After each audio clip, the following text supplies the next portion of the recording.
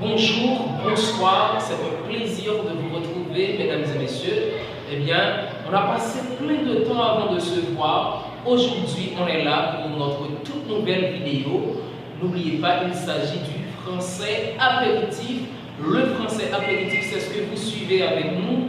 Et comme je l'ai déjà promis, on va parler aujourd'hui de polysémie. Accrochez-vous bien, ce sera très important. Polysémie, c'est le cas de mots qui présentent plusieurs sens. Ce mot vient de deux termes grecs, polus, qui signifie nombreux, plusieurs, et séma, qui signifie signe. Signe en termes de sens. Alors ici, polysémie, c'est le cas de mots qui présentent plusieurs sens. Par exemple, on peut considérer le mot continent. Le mot continent, ça ne veut pas dire seulement vaste étendue de terre émergée, c'est-à-dire une vaste étendue de terre qui se trouve au-dessus du niveau de la mer. Ce n'est pas seulement ça le sens du mot continent. Alors ici, on pense à l'Afrique, à l'Europe, à l'Amérique, l'Asie, etc. Alors, le mot continent a un autre sens. Alors, le premier sens qu'on vient d'aborder ici, ça renvoie à un substantif, c'est un nom. Mais l'autre sens du mot continent, ça se dit de quelqu'un qui s'abstient de tout plaisir charnel. C'est-à-dire quelqu'un qui choisit de se préserver des plaisirs de la chair. Ici, continent, ça peut être un adjectif. C'est ainsi qu'on parle d'un homme continent ou d'une femme continente. Donc ça peut se comprendre. Continent ici, c'est quelqu'un qui sait se contenir. C'est quelqu'un qui sait se renfermer, qui ne se laisse pas déborder par les envies, par les passions. Et bien ici, on parle d'une personne continente.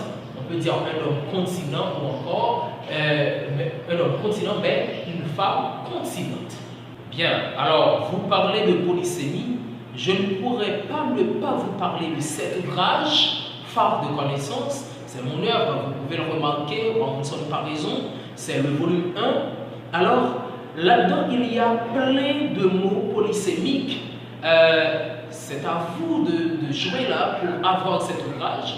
En plus de polysémie, il y a des adjectifs dérivés. Alors, je dois vous dire que je saurais vous parler d'une façon toute particulière de cet ouvrage. Mais aujourd'hui, je vais tout simplement vous parler de polysémie. On saura voir par exemple le mot minute. Minute ne veut pas dire seulement durée qui vaut 60 secondes. Donc le mot minute, ça a un autre sens. Donc dans le domaine juridique, c'est-à-dire en droit, ça veut dire original des actes judiciaires et notariés. C'est-à-dire c'est l'original d'un acte qui est reconnu par la justice, qui est reconnu par le gouvernement, qui est signé par un notaire. Alors c'est ça l'autre sens du mot minute. Et je vais vous parler un peu de cette histoire. C'est parce que autrefois, les greffiers, ils écrivaient justement sur un papier et ils ne devaient pas dépasser une page. Et pour parvenir à cette fin, il leur fallait écrire de manière très fine, écrire de manière minuscule, faire des petites lettres. Donc c'est ainsi qu'on parle de minute.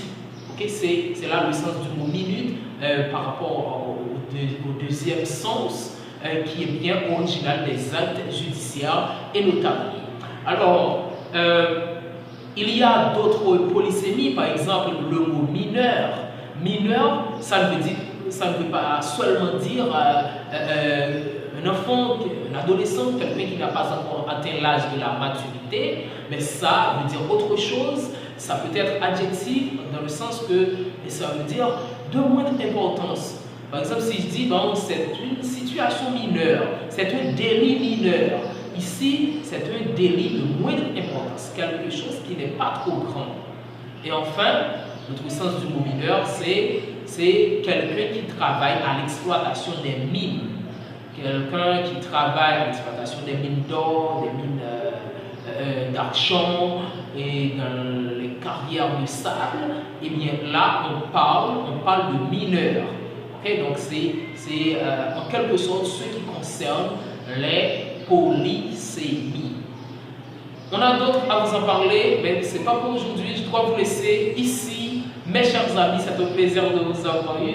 Merci d'avoir suivi tout ça. Donc, je saurai très prochainement vous parler d'autres polysémies. Si ça vous intéresse, ne négligez pas, n'hésitez pas à vous abonner, vous qui ne l'avez pas encore fait. Aimez et partagez.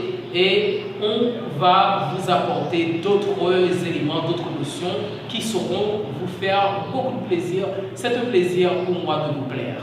Merci. Portez-vous bien.